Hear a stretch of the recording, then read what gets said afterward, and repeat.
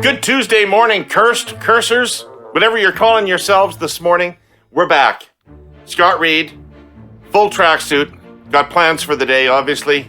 Oh, yeah. Jenni Byrne, looking gorgeous, got plans for the day, obviously. We have Nick Taylor-Vasey from POLITICO, literally an unmade bed. Yeah, it's my new hallmark. Yeah, just because I can. How's Just because I Kitchener? can. How's Kitchener? Kitchener's good. You know, I don't. You know me, I think, at this point. We've been doing this a few weeks. I don't like to boast. But I came to Kitchener to cover a race in Kitchener Centre that has 3 candidates that could win. By all accounts, a competitive kind of like just whoever gets out the vote wins the thing. And I'm leaving today, but who's coming to fill the void? Jagmeet Singh and his Leaders Tour, because they want to win. Right. And they're sending resources into this riding. To Jenny's point, it's well known for you guys, but maybe new to the playbook readers.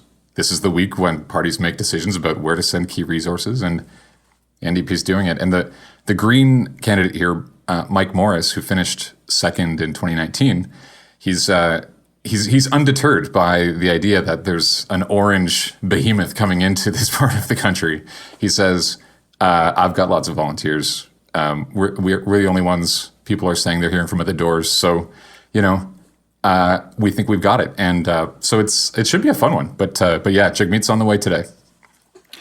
That wasn't boasting. That Green candidate...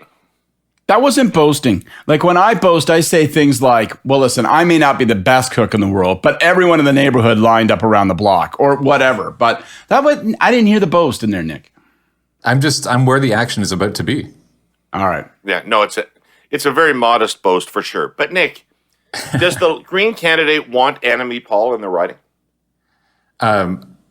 The Green candidate supports Annamie Paul, but I don't think a lot of folks in this riding. I mean, I walked around a little bit with him yesterday. Not a lot of people are talking about Annamie Paul. Not a lot of people are talking about even the Greens. This is a really well-liked guy, and he kind of came out of nowhere in 2019 and finished second. And so now there's a bunch of Liberal votes up for grabs for reasons that we don't have to go into, but everyone knows. And he's got Liberals endorsing him, and so it's not to call him a post-partisan kind of guy, but I mean, I don't think he wears green. He is a Green candidate. He's proud of being a Green candidate, but most people here, I think, are like, yeah, Mike Morris. I like him, Well, in a multi-party race, I guess an independent has a chance. But I'd rate his chances, though. What's the playbook about today? What are people going to find in the playbook today? Well, the playbook is a lot about how I'm at the right place at the right time, David. But it's it's about a bunch of other stuff too. The leaders are going places. I leave it to you and the listeners to draw conclusions about whether they're going to the right places. Trudeau is out in British Columbia. He's starting at least in Richmond today. Now, his itineraries always have one event now, not a specific location, sometimes a specific time. But what we know, of course, about Trudeau in the last week of a campaign is that he's going to go to a lot of places before the night is out. So he's starting in Richmond, BC, and he's probably going to cover a lot of ground. Aaron O'Toole is much closer to home, home being Stornoway, home being Ottawa. He's in Russell, which is amazingly, I think, to most people, still part of the city of Ottawa, but it's in a riding, Glengarry Prescott Russell, that stretches to the eastern end of Ontario over to Quebec, but it has a little bit of Ottawa. So it's a Liberal riding he wants. And Pierre Lemieux was the MP there for several terms. And it's one of those ones where I think if the Tories see that they might be able to win it, they'll go there. So it's not far from home. And then Jagmeet Singh he's coming to Kitchener, but he's starting in Toronto and he's ending in Windsor. He has obviously close ties to Windsor, spent time there growing up, and it's a place that the NDP feels is kind of part of their core. They've got one riding there in their hands right now, Brian Massey, who's been an MP for many, many years, and they want more. So he's headed there at the end of the day. Do you know that in Pierre Trudeau's last government, Nick, that Windsor had 3 cabinet ministers? Gene Whalen. Mark McGuigan was the Justice Minister. Eugene Whalen was the Agriculture Minister. And Herb Gray, I believe, was the Industry Minister. Well, A lot of people say to me, Gene, you don't know what the fuck you're doing. Gene, you can't piss in a straight line. Take that stupid hat off, Gene. He was great. That's the argument Sandra Pupatella was making in 2019, right? She was saying, hey, Liberals are going to win again. If you want a voice in cabinet, vote for me. And they voted once again for Brian Massey. And she's running again. And I have a feeling, I haven't been down there, but I have a feeling she's probably making a similar argument. What did you get in the last 2 years? If you elect me, you get more. Right. So for certain Liberals, they know the same things. They remember the same things you remember about Windsor. Yeah. But, pork is never the most compelling argument for election. As much as people like it, it's really little base. Anyway, Nick, I don't think we have any lectures for you today, any TED Talks, any tutorials. That's too bad. Yeah, I know it is too bad. But I'm sure if you listen to the show later, you'll find a laugh and some insight. You're saying if. Okay, fair enough. If you listen to the show. Loud and clear. We know you're in Kitchener and you're pretty jacked, so just stay sober and stay safe, okay? You've been let out of the house. Don't go hog wild and blow this one big shot. Well, it's going to be hard not to in Hamilton, which is where I'm headed next. So next time you see me, I'll be in a hotel in the Hammer. Awesome. Nick, I have to say, your good humor every morning has helped get us off to a good start. It's been great to have you around. Happy to bring it, guys. Happy to bring it. I'll see you tomorrow. Okay. See you tomorrow. I know small talk, David. Please tell us. What do you want? What we need. We need it. We need it right in the vein, and we need it right away. This race is scaring me, and I want to hear what I should think. Saturday, Sunday, Monday. 1,098 cases. National. Liberals, 31. Conservatives, 32. NDP, 19. Greens, 3. People's Party, 7. Bloc Québécois, 6. Ontario. Liberals, 34. Conservatives, 33. NDP, 20. Greens, 4. People's Party, 9. Quebec. Liberals, 31. BQ, 27. No growth last night. Conservatives, 23. Hanging in with the Legault endorsement. NDP, 9. This election goes on long enough, there'll be a negative integers in Quebec. Green Party, 2.5. People's Party, 7 in Quebec. Now, one last thing before we quit. A pollster answered my curse yesterday. I got a call from Seamus Murphy from Council Public Affairs. I know the folks at Council, they're kind of new to the polling business, but they did a survey the other day and they've got 366 cases in British Columbia. So I'm going to tell you what their 366 cases in British Columbia said. NDP 31. Conservatives 30. Liberals 24. Green Party 9. People's Party 5. And that was very, very little change, if any, from the beginning of the campaign when they sampled at the beginning of the campaign. Now, Jenny, you're going to have a better sense of this than Scott and I are. Lower Mainland, 34 Liberal, 31 NDP, 25 Conservative, 6 Green, 4 People's Party. So basically, our numbers are holding out in the interior, but not in the mainland.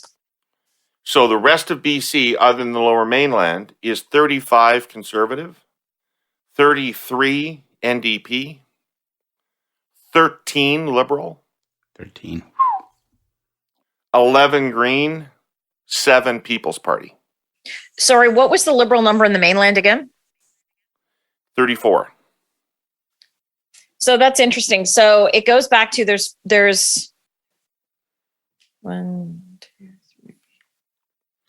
They project, while you're doing that, they project 3 Liberal losses and 2 Conservative gains. But where would they be in the, like, where would that be? Like so there's 5 ridings in the lower mainland that are kind of in play. And that also has to do with the 5 ridings where the Green Party isn't running candidates. So like, I'm not sure where the Liberal losses would be. So if they're predicting Liberal losses, but yet the Liberals are still up by 3% on the Tories in the mainland, I don't know where the Liberal losses would be. They're up in the lower mainland, up on the Tories by 9 points. 34 Liberal, 31 NDP, 25 Conservative. Okay, so that's what I mean. So I don't know where the Liberal losses would be. Okay. Well, where would they be? Like to I don't know. They didn't point them out, but to the Dippers. To the Dippers, to the Dippers in like Vancouver proper. Vancouver, I would imagine. Wouldn't it just be modeling splits, and some splits land on the NDP side, probably? Because we've got South Surrey, White Rock, Port Moody, Coquitlam, Pitt Meadows, Maple Ridge, Coquitlam, Port Coquitlam, and Cloverdale, Langley City. There are 5 ridings in the lower mainland, and there are 5 ridings where the Tories won, but by a very small margin, and there are 5 ridings where the Green Party isn't running a candidate. So I'm just trying to go through the numbers. I have a hard time picking up where the Liberals would lose seats based on the numbers that they just gave. Right. Okay. So you think it looks more like status quo then, Jenny? Or maybe Liberal gains in the lower mainland? Well, where are those Green votes going to go to? That's the question. Sorry. They're not coming to us, is my guess. But like, you've got... Despite your carbon price. So let's say... Despite the Conservative carbon price. What do you mean? You mean the O'Toole climate plan hasn't won over? I thought it would be catnip Party voters. Greens. I thought they'd be like, I want a personal account. I want a personal green account. I want a complicated, impossible to explain, and incredibly complicated to finance green personal account.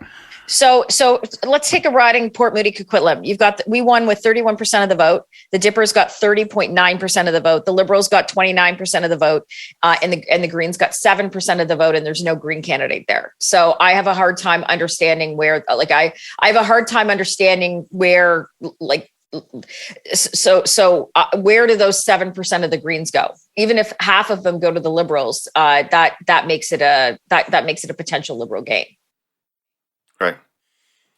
You may think this whole perception versus reality construct has run out of steam, but I'm here to tell you it's still got legs, hurly-burlyites. Lots of legs.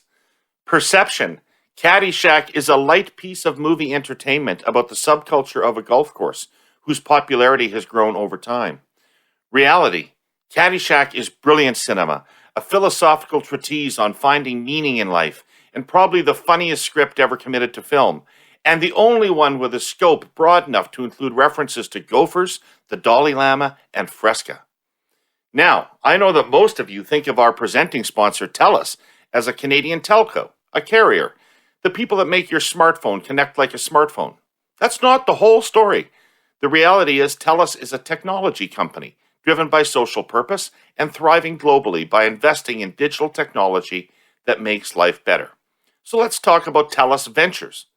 TELUS Ventures is the strategic investment arm of the company. Like the name suggests, a venture capital fund. One of Canada's most active venture capital funds and most successful.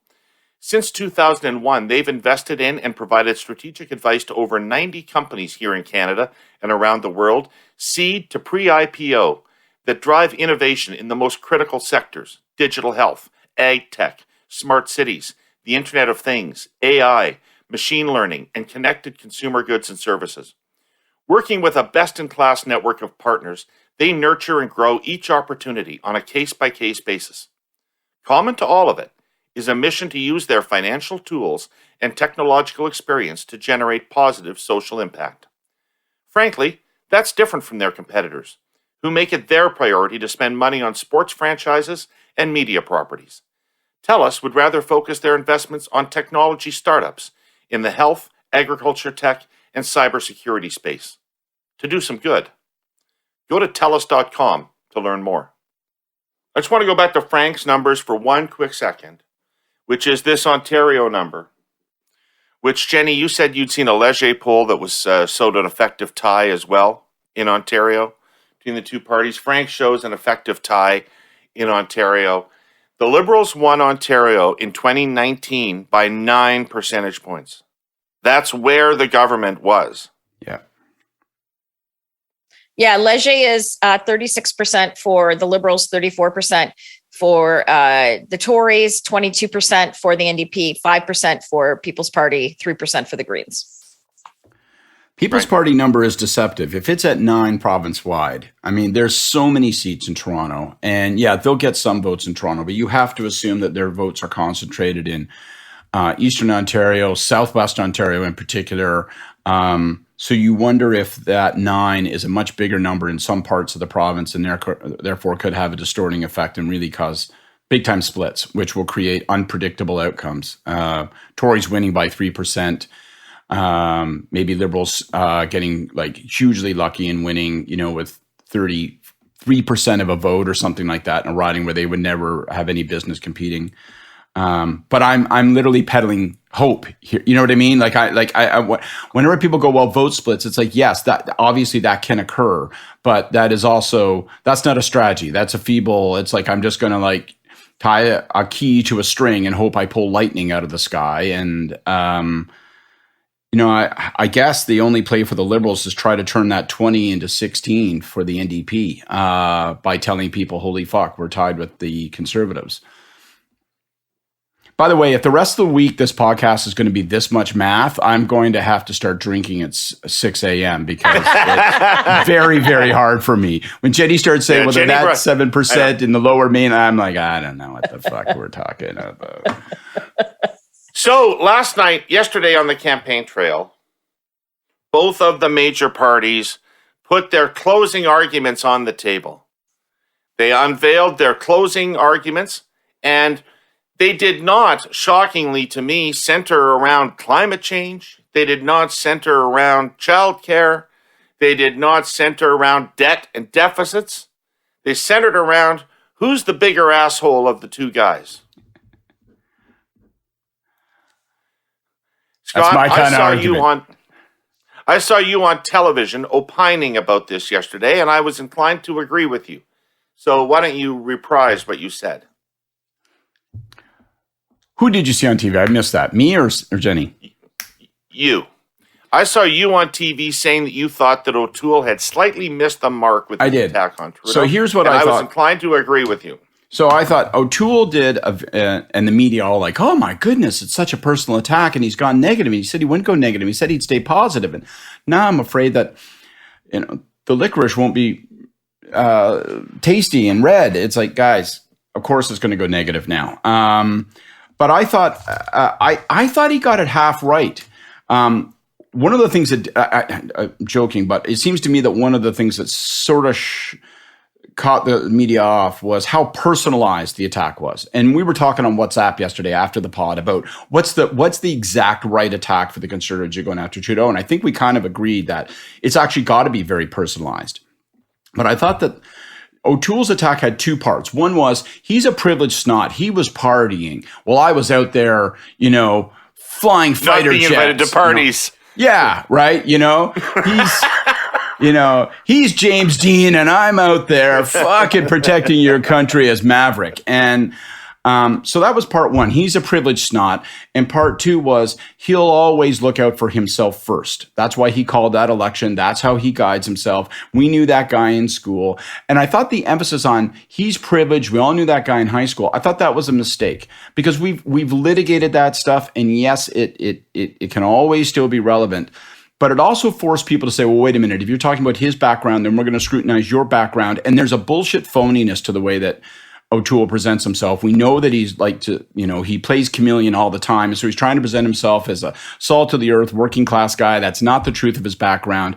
And I don't think he needed that. I think he could have dispensed with the privileged snot part because, it's baked in or not. And instead just concentrated his message on the problem with Trudeau is that Trudeau will always put Trudeau first. And that means when he said, I'll never call an election because we need to focus on the pandemic. Well, then he calls an election when he thinks it works for Justin Trudeau. And when he's faced with a policy choice, when he's faced with a confrontation with Jody Wilson-Raybould, he puts Justin Trudeau first. I think they should have concentrated their attack, kept it personal. I know that sounds, people will blanch at that, kept it personal, but focused it wholly on Justin Trudeau will always do what's best for Justin Trudeau, and that means you'll come second, people. And I didn't think he needed the privileged snot thing. And with the privileged snot thing, he just invited media to say, all right, well, we're going to boomerang it and then scrutinize your claims about your own background and history. And I think he got in his own way, stepped on his own dick, to borrow Jenny's favorite phrase. And he had half of a good attack and he mangled it a bit. Yeah, I something I never have to worry about.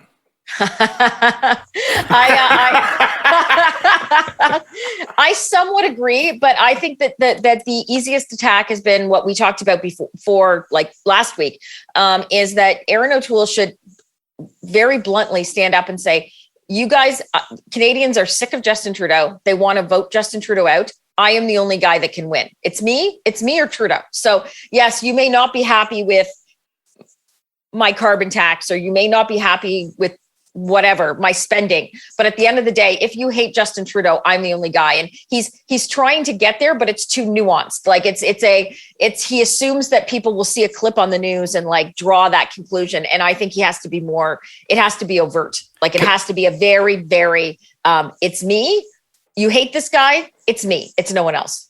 Can I add something quickly? Because Jenny, in looking at all that stuff yesterday, I thought of you, and I thought of you. You have said on this pod probably 10 times in the past year, conservatives don't do cute well. I think you said it earlier this week, and it wasn't just the privilege. Although I don't think that's true of Jenny. No. But that's not cute, David. That's glamorous. That's elegant. That's Met Gala. But you talk about not doing cute well, and they did something yesterday too, when they said the partying, right? Where they're trying to get at this thing.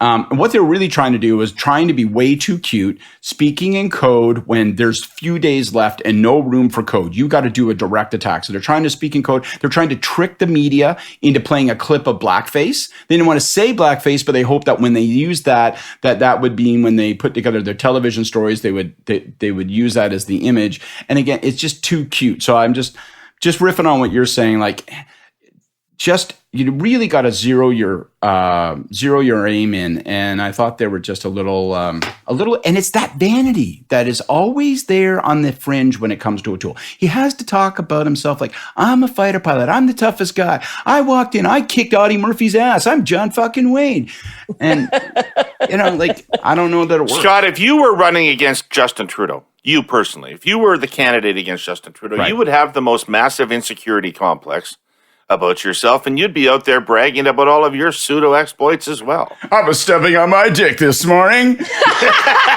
Gigantic tree root that it is. Yeah, you're right. Absolutely, I would. In fact, thank you for the segue, David. I've written a little piece for Walrus Magazine that may come out as early as today, certainly by tomorrow, that is all about Aaron O'Toole and the politics of masculinity. So stay tuned for that. Who better to write about masculinity than me, who's been searching his whole life for it? Okay, so it sounds like Scott Reid is going to be canceled this afternoon, sometime after this article comes out. So, Scott, it's been great to have you on the pod. You've been a wonderful part of Curse. Yeah. Yeah. You can just send your letters. I'm surprised not to hear, actually, the exact words, send him a message, out of O'Toole. Right. Because I think that is actually one of the strongest voter motivations right now, is to send Trudeau a message, even people that don't want to defeat him. If they were, yeah, David, to your point, if they were going on that message for the entire election, Aaron would probably be poised to win win maybe with a majority. But Aaron's also got issues on, and we talked about, like, so we're talking about the Leger poll that I had mentioned prior to us, prior to starting the pod, is you've got Trudeau's got his own problems, but Aaron has problems as well. So you see Maverick is now polling at 5%, according to the latest Leger poll in Alberta. The political party, not the Top Gun character that Aaron O'Toole likes to dress up as, right? No, but Aaron would be Goose. He was a navigator. Maverick was the pilot. Of course. Goose was the navigator. That goes badly, right? Yeah, poor Goose. Yeah, Goose. Yeah. Yeah. He was married to Meg Ryan in Top Gun. Remember, that was one of her first parts. That's right. I forgot about Meg Ryan. I'd brag about that if I were him. In the piano scene. But you've also got the PPC. Like, I know there's been a lot of, opinions on Twitter, and I've said this. I think I've said it, but I've definitely said it to you guys offline. Is yes, 25% of people with the PPC right now, maybe people that have never voted before, maybe disaffected Greens, Liberals, NDP, what have you. But 75% around there, depending on where you're at, are people. They're going into our votes. They're bleeding into the Tory vote, and so Aaron's kind of got his own problems, because this is never like. This isn't even like 2019. Trudeau is meant to be beat in this campaign, but he will probably be saved by the fact that there is a movement on the right of the Tories that will actually prevent Aaron from beating Trudeau, and that is 100% on Aaron. That's 100% on his campaign and what his policies are. It's no one else is to blame on that if that happens. Well, there's no doubt. I mean, let's quit beating around the bush. If he had the People's Party votes in Ontario, he'd be the prime minister. Well, if the People's Party didn't exist, Aaron would be prime minister of a majority government. Well, that is assuming a straight translation. I do think the People's Party is the kind of thing that causes people. It's at least 2/3, Scott. No, I buy that. 1/3 of those at least, though, I think are people that are specifically motivated by Max, by the circumstances to vote and otherwise wouldn't have. I like, Jenny talks about, I do bump into people, and a lot of them I doubt have voted very much in the past, right? And they finally see something in politics that they think is worth casting their ballot for. I mean, that's gold when you can get that. Yeah, I mean, there's a mix of people in there who hate Trudeau and could be galvanized for the Conservatives, and people who hate politics and probably cannot be galvanized for the Conservatives. So I'm going to continue here with my recent recurring theme of perception versus reality. And no need to worry, loyal listeners. I'm not going to slander Billy Joel again. Piano Man was perceived as a masterpiece because in reality it was, especially by people who order tonic and gin. Anyway, most people probably perceive that running a railway basically involves hooking up a mile's worth of boxcars to a locomotive and hauling them across the country. The reality is an awful lot bigger. Our sponsor, CN, runs a Class 1 railroad. That means it's among the 7 biggest railways operating in Canada and the US. It's also exceedingly modern. To compete in the shipping business nowadays, you have to achieve a stunning level of efficiency. Goods have to leave and arrive exactly as scheduled, and the journey must take the absolute minimum amount of time. CN has people who monitor shipments from overseas while they're still afloat on an ocean on the other side of the world. The company has streamlined unloading and loading at marine terminals, mines, grain elevators, and factories. It operates its own fleet of trucks to cover the final few miles of shipment. Working with US and Canada Customs, CN has used technology to speed up border inspections. I'm not going to get into explaining precision scheduled railroading. The term sort of speaks for itself. CN has perfected it. And of course, I've talked here about the extraordinary technology and training CN deploys to ensure it's all done safely. CN's operation is massive, profoundly coordinated, and utterly essential to our economy. CN is a success because it's extremely good at what it does and is never satisfied. Sort of like a great musician. Apologies again to Broadway show tune writer Billy Joel. Because we're the smartest people in existence and we've just picked apart O'Toole, can I move for a moment to the Liberals and tell them what I didn't think they did perfectly yesterday? Because I thought there was a shortcoming in their attack also. Go ahead. So, and I'll keep it real short. I don't like Trudeau's manner right now. Like, we're in the closing days, and I saw him at campaign events. If you saw a clip of him at the manic, yeah, if you saw him at the drive-in the other night with the jacket on, standing there, he looked great. You know, that event, like that, really, you could see he was drawing best energy. looking event of the campaign. Christ, it looked good when you stand in that jacket. Like, I mean, holy smokes! You talk about masculinity. I was just woo. But I saw him yesterday, campaign events, and saw him on CBC, and I just did not. He's speaking almost breathlessly, and like it's not the practice breathy thing. It's like I got to get this in. I got to get in everything that's going to get me every vote. I like. There's no chill. There's no hey man, right?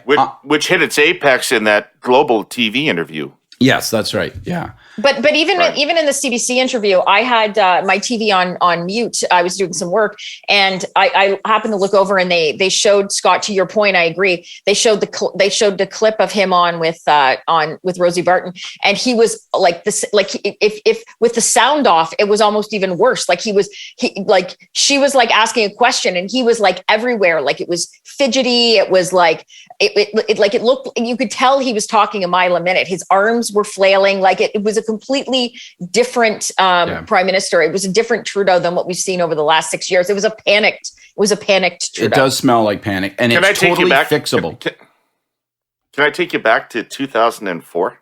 Mm-hmm. Focus groups in the middle of the campaign showing people clips of Prime Minister Martin campaigning, and he had a lot of similar of that agitated, manic mannerisms that Trudeau has right now. And people in focus groups would tell me, he's scared of losing. He's desperate not to lose, right? It's about him, right? I can see it in his eyes. He's afraid to lose. And so that was one of the reasons why we had to have that healthcare issue, because we had to make our election about something other than the fulfillment of Paul Martin's destiny. And Trudeau's in a very similar situation. That's right where I was going. Really David. needs to do this. Yeah. That's right where I was going. I was going to say it's such a fixable thing because one, I don't know that we've ever had a prime minister, maybe Mulroney, who's as conscious of his public presentation as Trudeau. He knows how he looks and how he comes off, and he plays that like an instrument, and he can make that adjustment. He can be as good today as he was frantic yesterday. So that's an adjustment that needs to be made. But then, as you say, the other element of it is it has to, and this is what's been missing since the opening of the campaign, he has to elevate the stakes and say, these last few days are about making a decision that isn't just about whether or not I remain prime minister or which government you're going to get, but like what matters to you. And when you say it that transparently, it lands like a dud. So you've got to find a way to deposit that message so that people complete the thought and say, well, this election's actually about things I care about. You can't tell people that.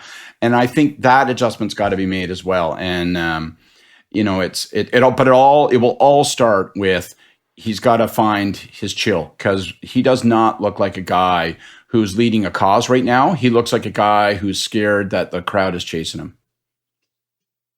Right. All right. My God, it's amazing how the time flies. And we're almost out of these damn daily curses, eh?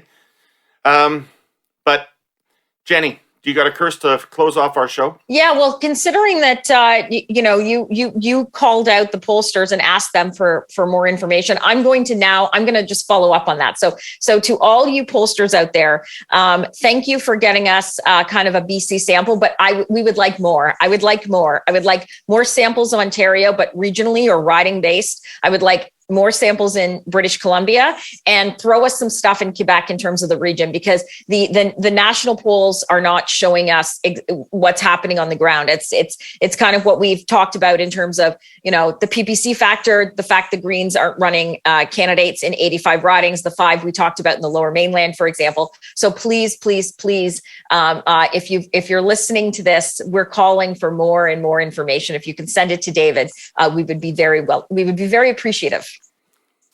Great. I'll just add reliable, transparent seat models as well, please. My curse is related to that. My curse is actually somewhat related to that. My curse is to the media, and my curse is to the political media that are be covering this campaign for the last 5-6 days. And a lot of you are going to do stories on the polls. A lot of you, because of where this race is ending up, are going to say, well, the polls are tight. And I'm begging members of the media, do not do a story. You say, well, this pollster contradicts that pollster, and therefore it's a dog's breakfast, and who knows? Back to you in the studio. Do not do that story.